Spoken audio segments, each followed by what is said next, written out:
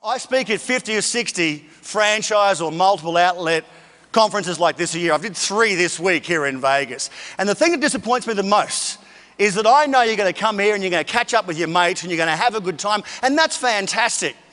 But are you going to get really deep and vulnerable with each other and really help each other out as peers? He just made a connection with the group that was so instantaneous. It's about the 7,000 people that are in this room that's going to make a difference to your life in the next couple of days.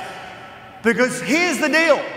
The smart guys aren't on stage. Let me just step off for a minute.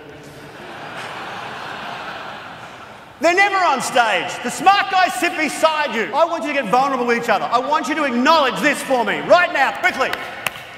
I want you to turn to the person beside you right now and say, I've heard you're the smartest person in the room.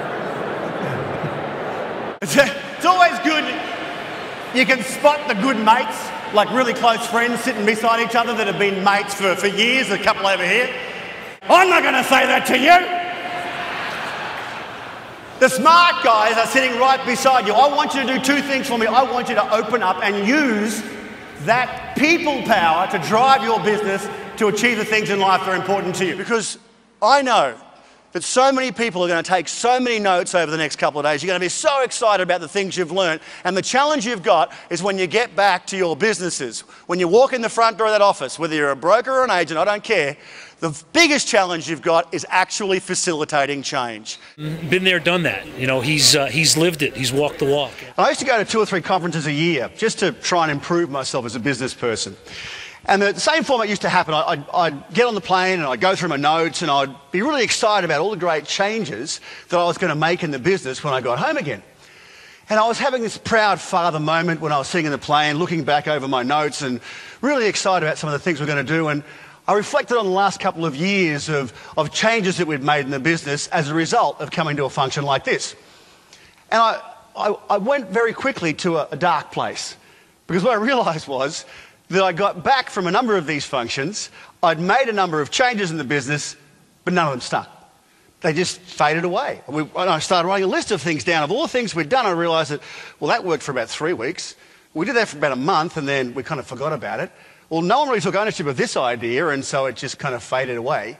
And I started to recall the formula of what happened when I got home from these functions. And it would be the same thing every time. I'd get back to the office, I'd be really excited, I'd race into the front door, I'd grab everybody and take them into the boardroom and go, right, I just been in this function, it was so good, I learned so much stuff, and here's what we're going to do in the business. I'd just blurt these ideas out of them, and you can almost see him in the back of the room going, oh yeah, he's been away with his mates again for a few days, drinking booze. Yeah, boss, that's a great idea, fantastic, no worries, you know, knowing full well that in a few days it'll be okay, he'll forget about it next week. And that's exactly what would happen every single time. And then I started to get a little bit worried. I thought, well, what was driving the business then? If we didn't have these things that were being changed, what was really causing our success? Because we had a reasonable amount of success in our companies, but I didn't know why. So not to be defeated, I actually started to write some little notes to myself. I started to write these little charts up with a little bit of an idea of where the business was going great, when it wasn't going great, in an effort to try and match that to the changes I'd made in the business when I came back from the conferences. Unfortunately, none of it matched. When we had these great times in business, it had nothing to do with me implementing change in the business. When we had these bad times in business, had nothing to do with the changes in the business. We were just stumbling from one win to the next, one new client to the next. When we had a problem in the business, we'd just pedal a bit harder and sell more stuff. There was no strategy. There was no vision. There was no forward thinking. It just kind of happened around us. The really sad part for this was that we had 4 different companies at this time. One of them was a real estate brokerage. One of them was a leading franchise consultant business in Australia that used to consult to the franchise community and build franchise operating systems. We had an advertising and marketing agency, and we just bought a technology company that specialised in web development and application development. And the business was a good little business, it just wasn't trading very well. 3 out of 4 of my companies were involved in offering services and advice to other businesses to help them grow. And yet I had no idea how we were growing our own business. And that made me very nervous. Because if I didn't know what I was doing in business, and if I had no vision and strategy, then how could I possibly engage others in the same way? How could I possibly lead our clients to a better place? And I thought, we got a problem. So I set about creating a personal plan. Now, the reason I want to talk to you about this is that we always have a business plan. We have business metrics. We have things we do in business that we check off that help us manage or measure our success or our growth. But we rarely stop and do a personal plan. So I decided I was going to do this one-page plan on how I wanted to manage me to help with my personal vision. This was important to me because I figured if I could work this bit out, then the business plan should be easy because I would give the business plan some purpose. Because without vision, I can't possibly lead people. And particularly in a time like this, we get caught up in what's important here.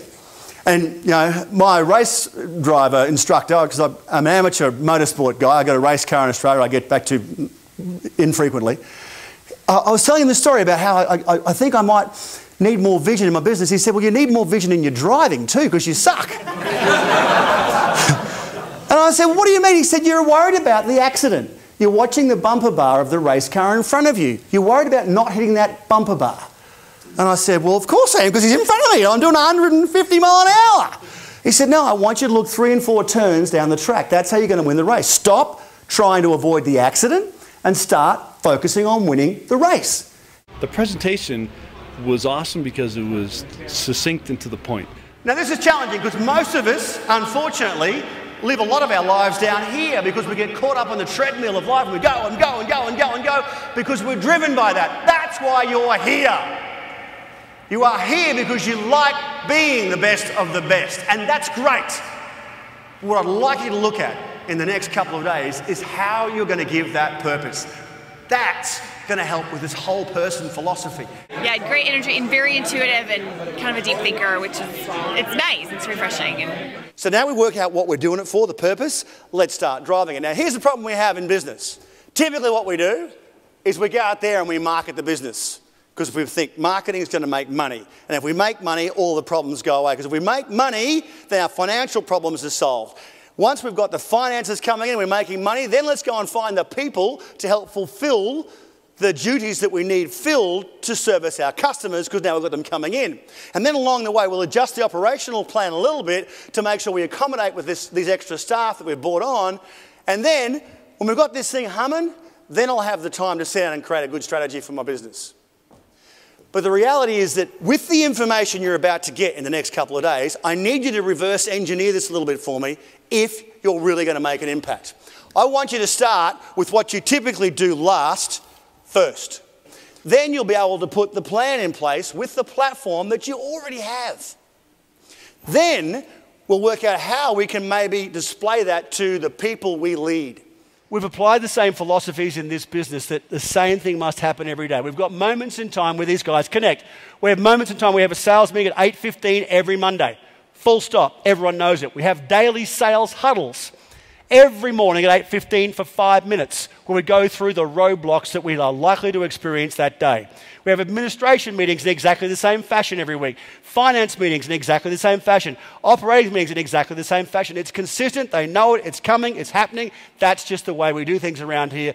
That is our DNA. It really connected for me on a personal level on the things that I need to change. Everybody's got a business card, for sure? Yep. If you've come to this event without a business card, we have a name for you in Australia. We would call you a wombat. And for those who don't know what a wombat is, it's a small furry creature, kind of cute, quite friendly, but not very bright.